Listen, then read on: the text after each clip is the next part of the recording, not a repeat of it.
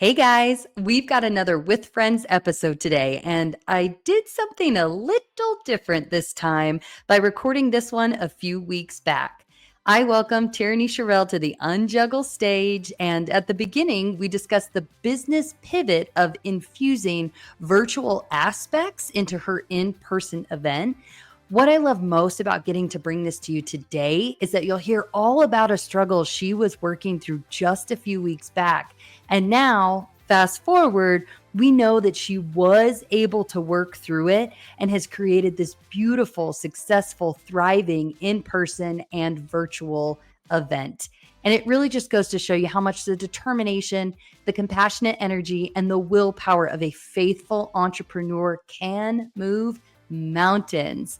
And to top it all off, you're going to want to stick around for the back half of the episode where we get really raw on the impacts, her journey, and the victory over mental health. Let's go.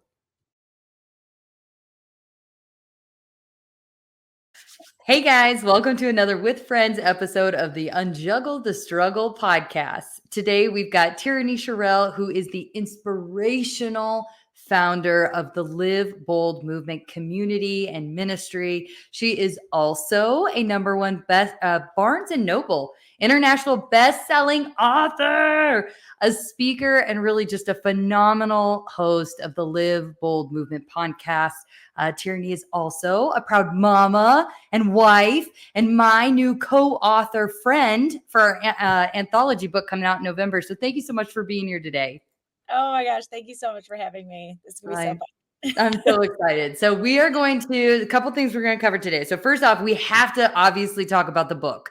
So we've got to talk about your chapter. And then we are going to talk about where you're at in your business and something that you're kind of struggling with some virtual versus in-person events and how to mesh the two.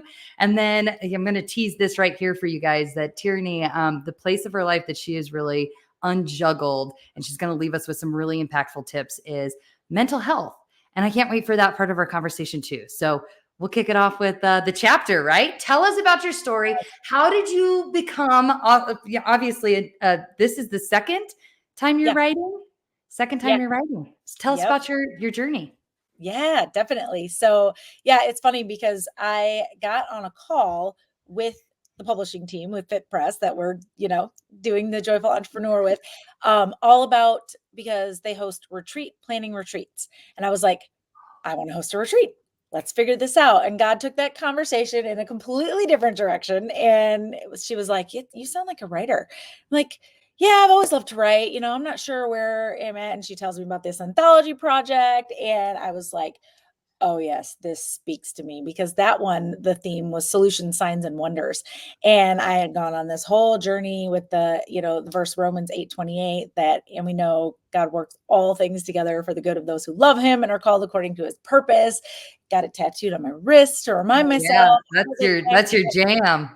It is, so much of just about how he uses your pain and all that. So he brought that verse to me in so many different ways. So that was like a big theme in that one. And then when volume 3 was coming out, when I heard the theme for that about busting the myths, I was already doing like a virtual breakthrough event that was all about flipping the script on the be, do, have model of success that we get taught, in the traditional personal growth and development world. So I was like, I wasn't sure about doing it because it was so close to, volume 2. Obviously, it's an investment of time, of resources, of money, all the things.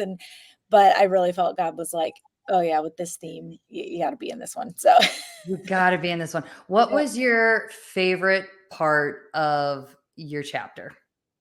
Ooh, that's tough. Wait, just this one? Volume 1 volume 2 or volume 3 or both? You can do both. Do all both. Right. Well, it was definitely, I already shared, really. It was the Romans 8:28.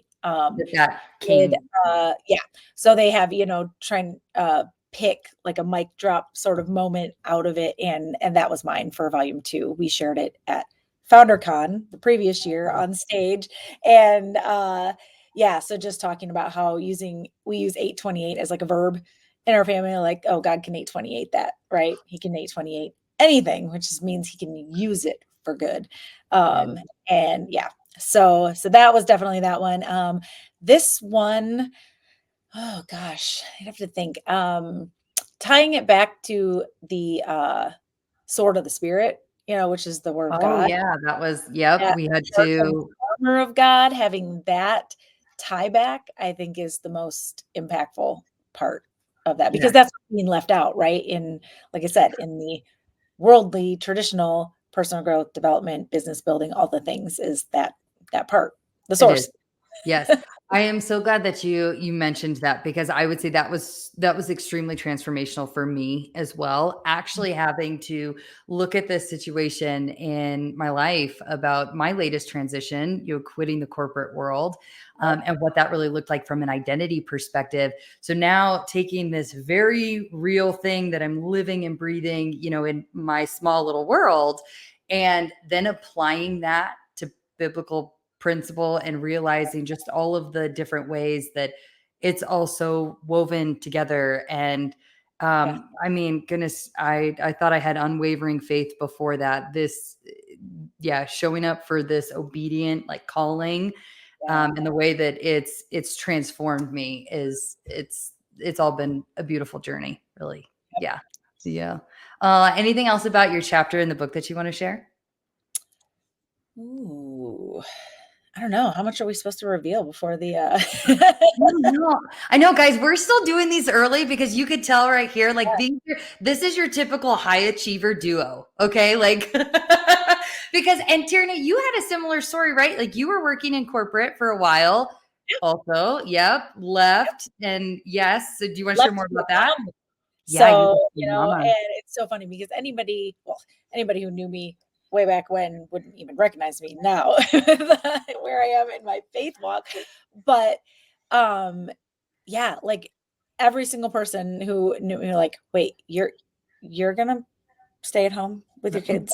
You? Are you sure? Like, what? I mean, my family, everybody. And I was like, I couldn't do it. I couldn't go back and it's just so funny to, you know, think back on that and that, oh my gosh, if I would have stayed in that corporate world, like, well, I would have ended up with the same situation as my husband, which was um the being in corporate and, following the steps, checking all the boxes of what we were told to do and get the job, get the career, support your family, all things, and do the thing that was going to make the most money. And that's what he did, and just ended up just lost and broken, and this is not fulfilling whatsoever. And which is different from your story, because you were actually very fulfilled and Correct. on fire for what you were doing. So Yeah. there's so many different paths. Mine was like, he was like, he has to get out because this is sucking my soul and I'm not doing what God called me to do. And mine was like, I am never going back there. Ever, Was once it, we're all was older. Yeah, Was go it ahead. because you were so called to, like, you wanted to show up as a mother as a certain way? Like you had this image kind of what that would look like for you? Or was it that just that like corporate wasn't fulfilling the cup, or maybe even a mixture of both?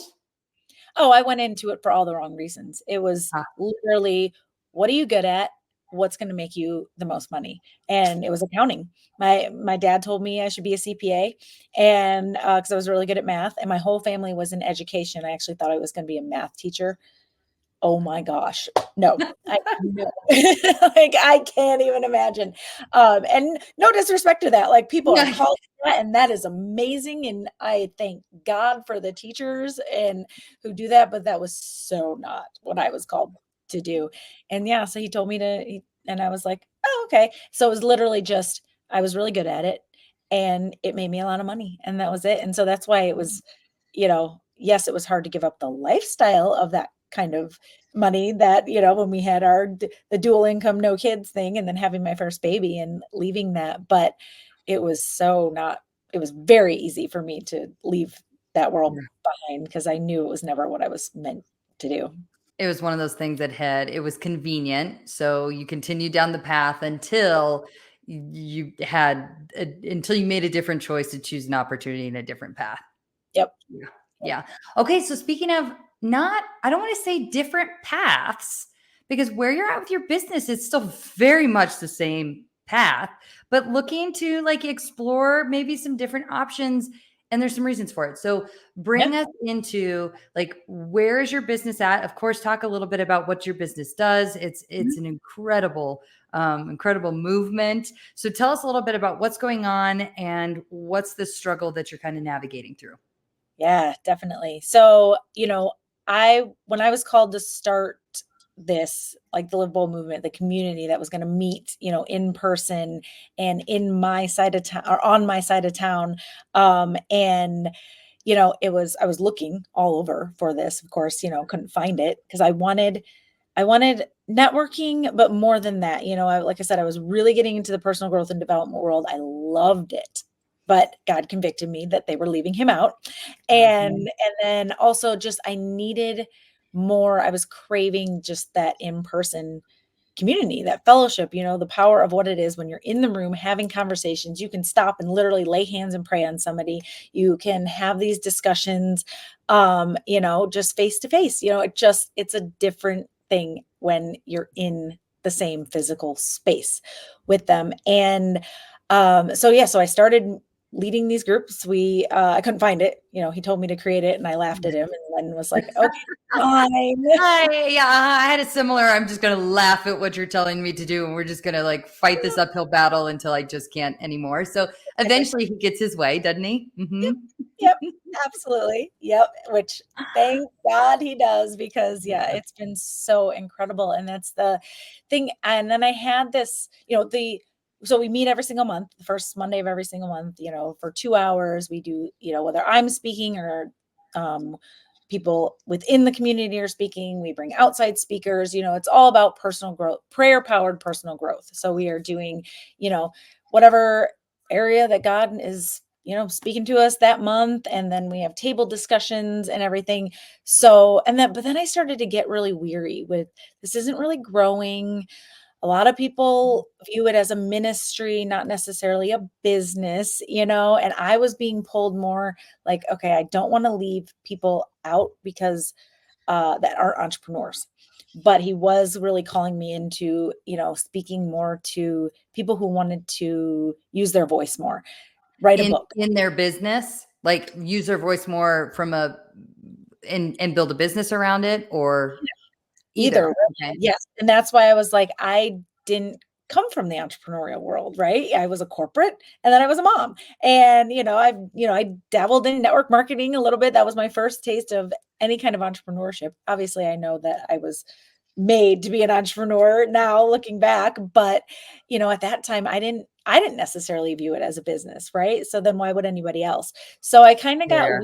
weary of this isn't growing and this isn't making me any money, which is not the ultimate goal, but it is what I'm doing to, contribute to my family. So, Yes. and so I really had to go through this mindset shift and really, work with mentors and talk with my inner circle of people who were part of the community, but also helping me build it. And yeah, so we kind of took this little summer break and then relaunched in September just on fire with like we need to expand this to the virtual space because there's so many people reaching out saying they need this in their life. And so the struggle to get back to the Yeah. question itself is just how do you maintain the integrity of that in-person space, the connection with these women? I mean, I joke, I'm like, we laugh as much as we cry. Like there's worship, there's prayer, there's these discussions that people are just sharing so vulnerably and so Yeah. openly. So it's like, how do you maintain that and still embrace the people in the online space who don't live here and, Yeah. can't be in the room? And can So be in the room. And are you still trying to do it so where you would do the in-person event and then like be streaming the yep. in-person event, or hosting two separate Nope. times? Yeah. So it will be all in one where people Mhm. are, yeah, in the room. So yeah, in the room, just in the virtual space. And then Yeah. there will be for people who do then end up joining, there's a Facebook group where that's private. So there is connection time. We'll start having more calls and trainings as I see like who is coming into the group and just to see the direction that he wants me to Yeah. speak in. Because whether it's, Yeah. whether it is business building, whether it is just your faith walk, whether it's, repairing a relationship, a marriage, something like that, and then a lot of people just getting into personal branding and how do you launch a podcast, write a book, Yep. do that thing that God's been telling you to do, that vision he gave you that you've been too scared to like tell anybody about. Yeah. For How do you actually do it? And yeah. do you think it's a fear that like the in-person experience won't be as impactful, or do you think it's a fear that the virtual experience won't be as impactful? I think it's, yeah, the second, like that, being able to facilitate that connection in the online space too. And then, just, yeah, because I don't think there's anything that could take away from, the physical room, because that has just been like So good. Holy Spirit filled space. Yeah, I mean, like I said, the women just feel so able to talk openly and, about all the whether it's the, deepest insecurities, something really tough they're navigating right now, and also talk about, well, I have this massive vision to do, and then name it whatever. Whatever it is. Yeah. Right now I'm thinking of my corporate days where I actually was heck bent on convincing everybody that they needed to start doing camera on like all the time. I mean, I was its biggest advocate within our organization, Mhm. partially because I mean what they say, I think emotional intelligence experts will say like 75% of all communication is actually nonverbal. And Yeah. so if you're not doing that, like you're missing 75% of what's actually happening. But Mhm. I will if I can give you any encouragement, and I know that's not necessarily what you were looking for, the teams that I spent my last gosh, I was doing virtual teams probably for the last 10 years. Mhm. They were just as close, if not closer, than what we were doing when we were in person in a cube. It almost made it like because I don't know if that was because there was a different intentionality, maybe that like it really took doing different like break rooms differently, or it really Mhm. required intention with the conversation because it wasn't going to be water cooler conversation because you Yeah. weren't going to get water cooler conversation. Yeah. So it's like maybe just being really intentional about the way, and maybe it's like an online moderator that's there all the time and encouraging that conversation too. Yep. um yeah, I'm really interested to watch this journey for you. What pieces of this struggle do you kind of feel like you feel really good about? So obviously you're convicted this is what needs to happen. Yeah. Yeah. What Abs else about where you're at with this struggle do you feel really good about? Yeah. Getting over that, I have to ask for help and let delegate, and you let people step in and take a bigger role in Live Bold. Yeah, and just asking for it, and then allowing them to actually do that. Because it's hard, to let go of that. Well, I can't be the moderator if I'm speaking up there. Yeah. So I'm like, how do I, and I know I have such amazing women in there that want to do it, and I trust fully with the integrity of the group. So, but Yes. yeah, it's, God stretching me for sure, of being like, "Ask for help." Yeah. It's because it's another one of your babies too. Like, so if there could be a gazillion of you, you would 100%, like, yes, you would pour yourself into each of these Yep. things. But yeah, that's a tough one, my friend. As you know, I'm new in my entrepreneurial journey, so I have yet to actually like host an in-person event. It is coming though. It's on my goals for 2025. So there you go. Breaking news, everybody. I love But really, truly, it starts with folks like you that you've inspired. I mean, you've inspired me to be like, wait a second, if she was so called to do this in person, and your story too about just like you knew that this was what you needed, so you created it, Mhm. and now this is just your next evolution of it. And how beautiful of a gift is that too? Yeah, Yeah. absolutely. Really Yeah. cool. Yeah, really cool. Anything else on the struggle before we kind of move into this unjuggled or the topic you've unjuggled? Yeah, right. Well, one thing, it was funny because the thing that comes up, it's not necessarily the um, asking for help, which is, Yeah.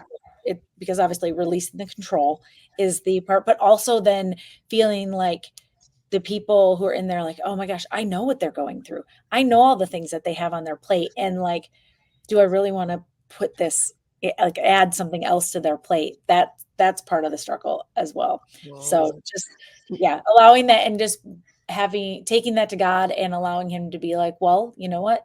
That's their responsibility to put their boundary in place. If they say yes, they're saying yes. So, and if they say no, they say no. And that's just, but if they do say yes, then they're willing to take that on. So you have Yeah. to receive it. So And it's their gift to you too, right? I think of like, oh my yeah, goodness, all the things I don't ask for help. Or even too, like, if you're the person who your friend's getting ready to move and you kind of underneath your breath, you're like, hey, if you need help, like just let us know. But at the same time, you're like, wait a second, I need to know, was that a real offer?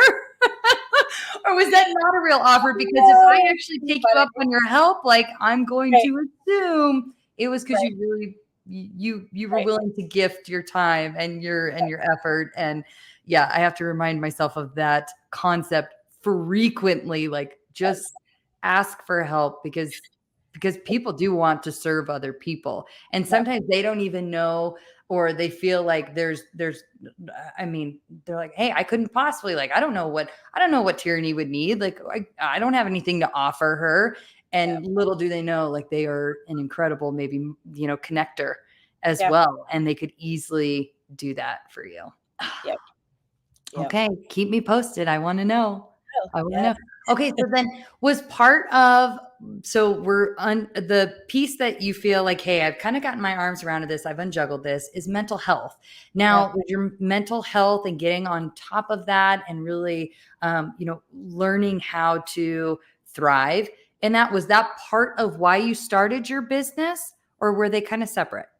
Oh, yeah, no, totally. Okay. It's funny because so, like I said, in first getting into personal growth and development and, like, starting to attend events and just being like, "I love this," I was, like, obsessed, and, but I was still in, like, my mental health journey, and, I thought I was going to be a mental health coach. So, Oh, we start first program I ever went through was, like, a 12-week mentorship, group that, was meant to get you from the idea to mm, launch, basically, and but as I was going through the 12-week program, that's when God, like, totally just wrecked and revamped everything I was doing because, I got this, I went through this program, it was a pilot program to become a certified mentally strong coach, and it was one that a psychiatric nurse practitioner had created, and I good. just saw a post on her Facebook and was like, "Hey, how do you become a certified mentally strong coach, just curious." And she writes back, "Oh, funny you should ask. This is something that we've only done in our clinic, but I'm want to do this pilot program to see if anybody else would like to go through it. Are you interested?" Yes, please. So Hey. I did. Yeah. So and I got to do it for free because it was the beta program or whatever. Funny thing is, like 7 or 8 people started that program. I'm the only one who finished it and actually, Really? but it just goes to show you, right? When you don't pay and they Mhm. give it away for How free, all these people just fell off. They didn't commit. So, that was just a learning lesson of something like I was committed, because I was starting it, I was going to finish it. Absolutely. Yeah. But then, yeah, so I got my certification and I thought I was going to, start a coaching business and do this whole thing. Um, and I started volunteering at, it's called the Phoenix Dream Center. It's the largest human trafficking recovery and rehabilitation center here in Phoenix. And I was volunteering out there, meeting with the women who had been rescued and going through this program with them. And it was heavy. Like it kind of, yeah, it was, I tend to carry a lot, Mhm. and I was only so far in my faith walk and coming back to to God. And, so in my prayer life and everything. So taking that on was just, it was too much for me with my own mental health. And then trying to walk through, I mean, unimaginable things that these women have been through in the human trafficking world. And it was just like very just confirmation that like the whole one-on-one coaching in that arena was not for me. Yeah. So, And sometimes we need that confirmation of what's not for us as much as the confirmation of what and the validation of what is for us. 100%. Absolutely. Yeah. And I have such a heart for that community. Like we as Live Bold, like we do a serve event out there every single year. And like we do, yeah, we love just supporting that. We do the Stop Traffic Walk. That's their annual, like big, huge walk fundraiser that they do. And so that's still like a ministry organization, everything that we totally support, but as a community, I'm not Yeah. going out and doing that. But then so yeah, so I was like, okay, I'm getting into like business and entrepreneurship and personal growth and development. And like I said, God was like, they're leaving me out. And I was looking for what I wanted and couldn't find it. And so, yeah, I jumped in actually with a business partner first to start a faith-based business networking, and really quick realized that like we had two totally different visions. So kind of like split off with that. I'm And going to repeat. Sometimes we are shown what is not going to work just as exactly, exactly. But the key is though, it was like, That's cool. we're actually being obedient. Like, this is Mm, really scary. We both are being called to do similar things, but in a different aspect. okay. And it was like, okay, and now you have to do it. Now you're going to obediently go off and do it on your own. And that's scary. So, but yeah, okay. So I totally skipped over the mental health journey that I got through to get to that. So, um, back up so I have a diagnosis of bipolar 2 disorder, and I found that out through a really, really tough time with severe postpartum depression after my third baby. So, I had dealt with depression and, through my 20s and all that. And, but I was very, very far from my faith.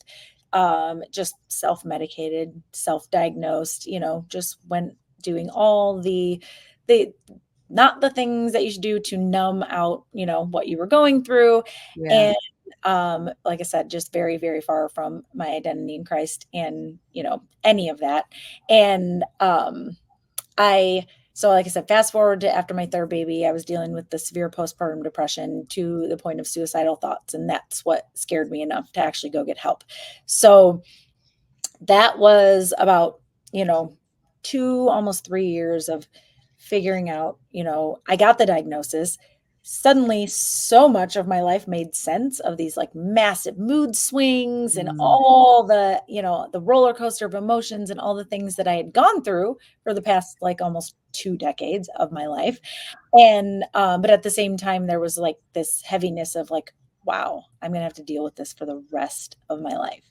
Because when you go the traditional route of therapy and medication and all the things, it's they left out the spiritual component, which is there's always a spiritual component to mental health, anything always. you're going through. And I didn't figure this out for many years. And that's like I'm such a huge advocate for natural solutions and all of things, but I absolutely believe wholeheartedly that if you have a point where medication is part of your story and part of your season, then and that's like there was a point where that had to get me Yeah. out of because I was not close to God. And so I went the traditional, therapy route, and medication. I was very, very adamant that I would only be on one, which is totally counter, what they do. They usually put you on one prescription. If that's not working, they add a second one. If that combination's not working, they add a third one, and you The end up on cocktail. It's the cocktail. it's the cocktail. I read one. I was just curious because wanted to like provide some statistics, and it said people with bipolar 2 disorder are typically on average 5 to 6 medications daily. Like, can you imagine what this is doing to our brains, to our systems, like all the side effects? And Yeah. Tough.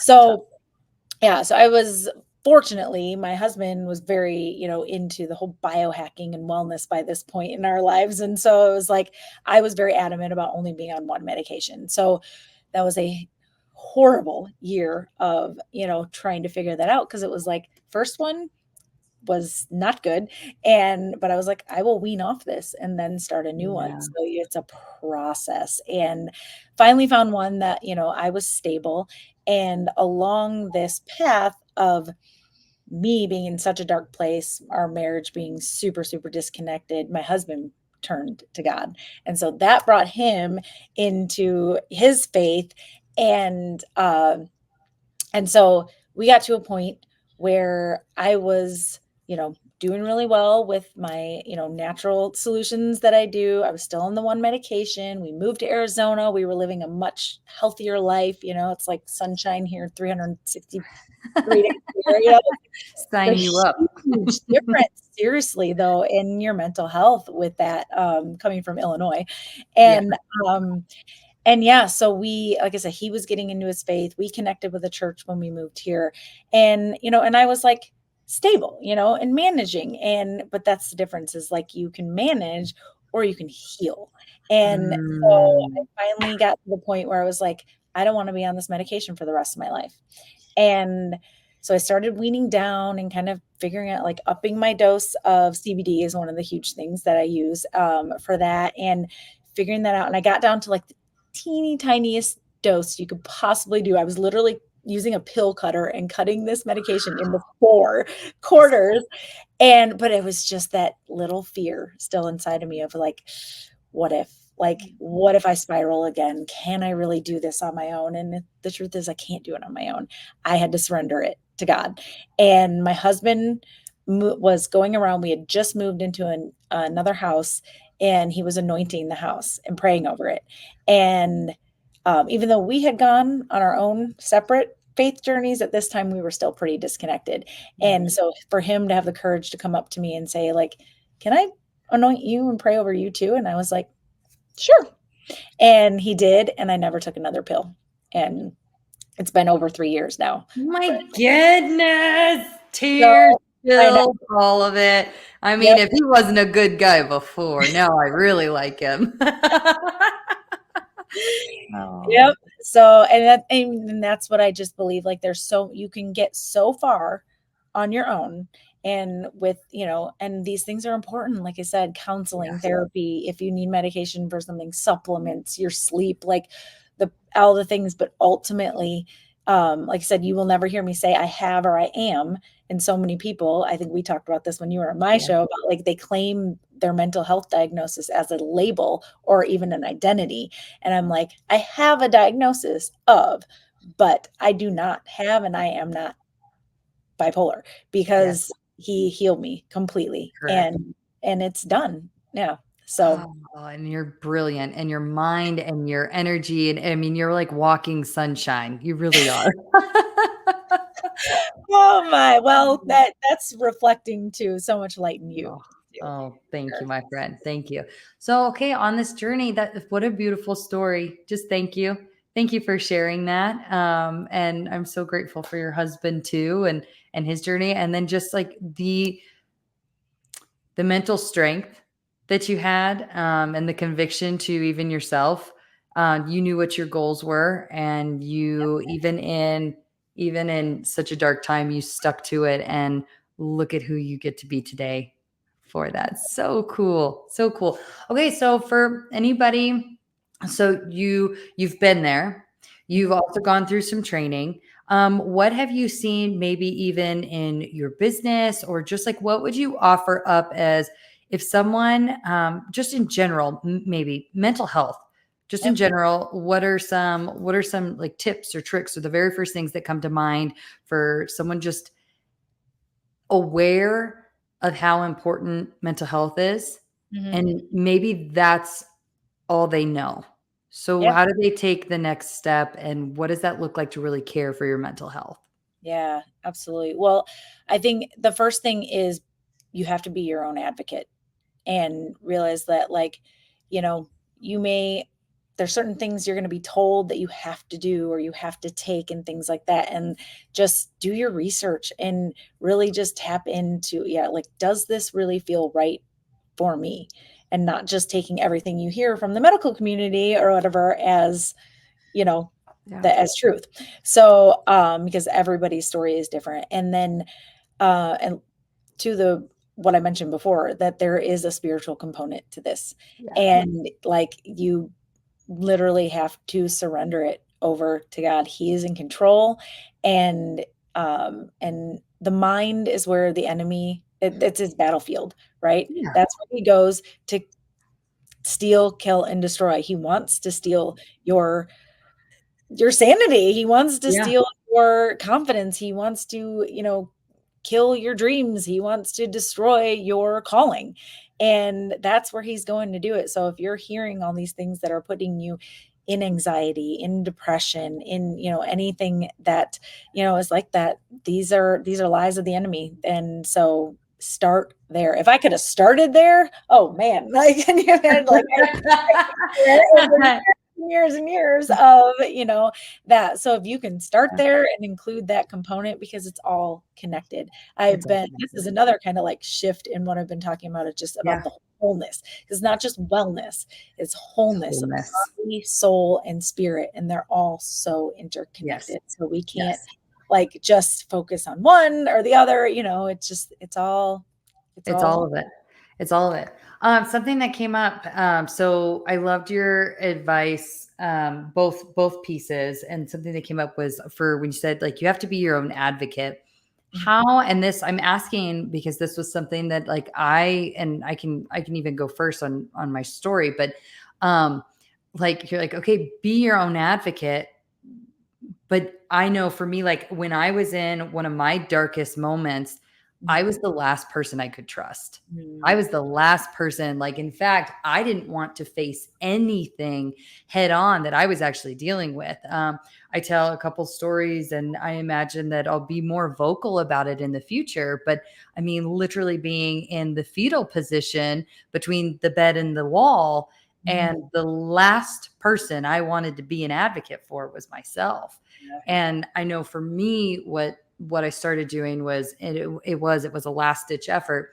I started journaling Mhm. because it was my desperate, and I mean it, it was my desperate attempt to maybe, just maybe, if I can get these words out of my head, I don't have to hold them.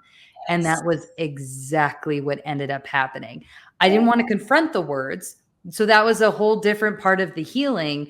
Yeah. But I loved what you said too. It's not just about managing, it was about healing. And I know for me, journaling helped heal those pieces of me that I didn't think I could trust, that I didn't want to be an advocate for, but I actually ended up being an advocate for that person, for Yeah. her, Yeah. who needed to come to the other side of it. But what would you say? Like if you don't feel like you can trust the person who you're trying to be an advocate for because you're in a dark place, like Yeah. then what?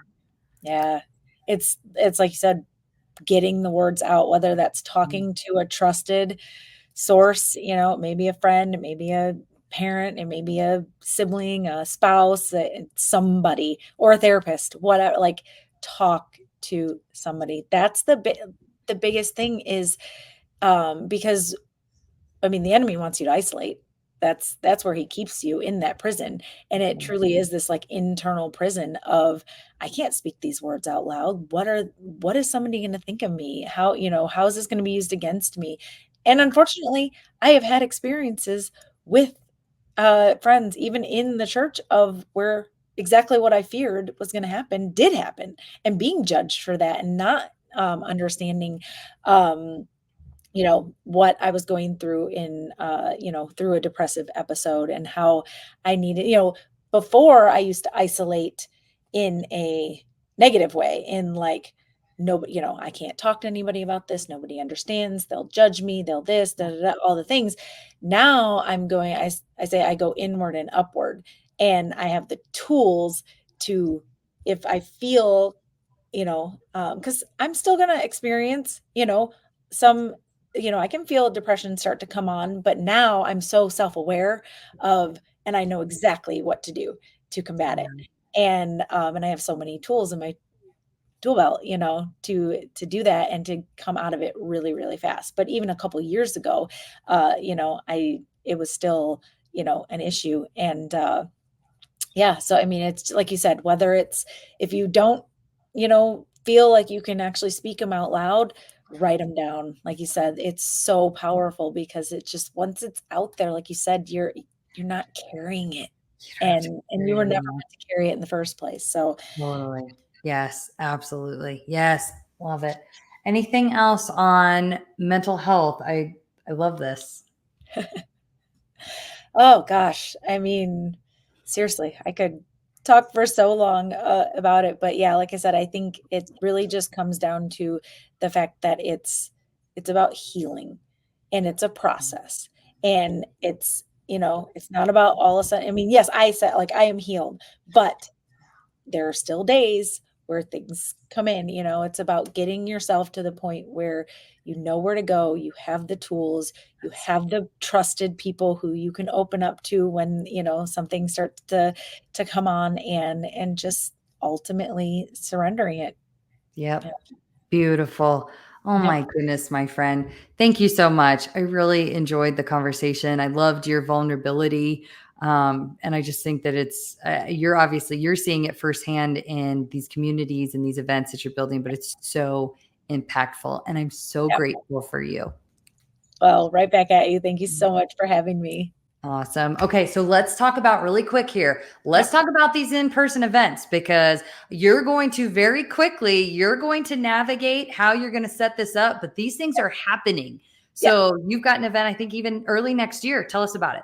Yes. Yeah. So in addition to the monthly meetings that we have, we do an annual Live Bold retreat. So yeah, speakers, panel discussions, just really powerful, immersive exercises. So this is the second annual one. It's February 15th.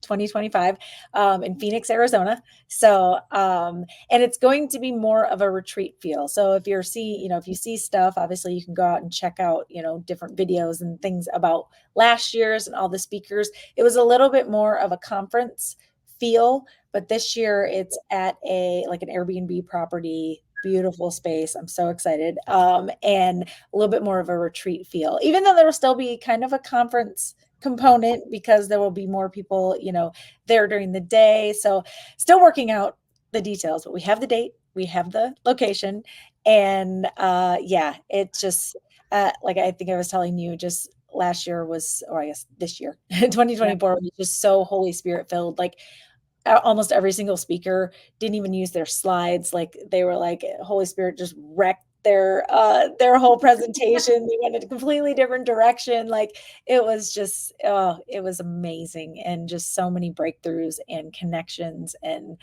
man, I can't wait to see what he does next Uh, year. so good. Okay, so then how can people, I will obviously include everything in the show notes, but you tell listeners how they can get in touch with you, how they can find out more. Absolutely. So everything is under my website, so tierneyshirell.com. And then I mostly on social media or am showing up on Instagram, which is also Tierney Shirell. So simplified. That's been a transition in Live Bold is just he gave me, the simplify and just put everything under the one. So yeah, so everybody can find it all in one place.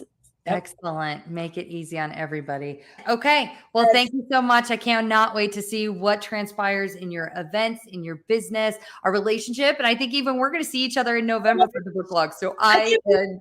oh my goodness, it's going to be Yes. so much fun. So excited. All right. Until next time. Bye. Yeah. Hey, thanks for listening to today's episode. It means the world to me that you're here to ride in the struggle bus with me and that you're willing to consider different perspectives, tools, and techniques that just might provide a little bit of relief and get you one step closer to the abundance that is available and waiting for us all.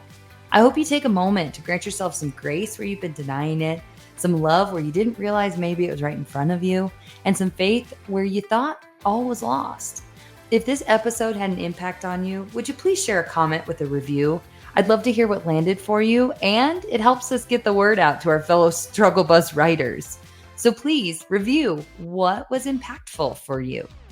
Just know these episodes are a pure labor of love in a space where I'm growing alongside you.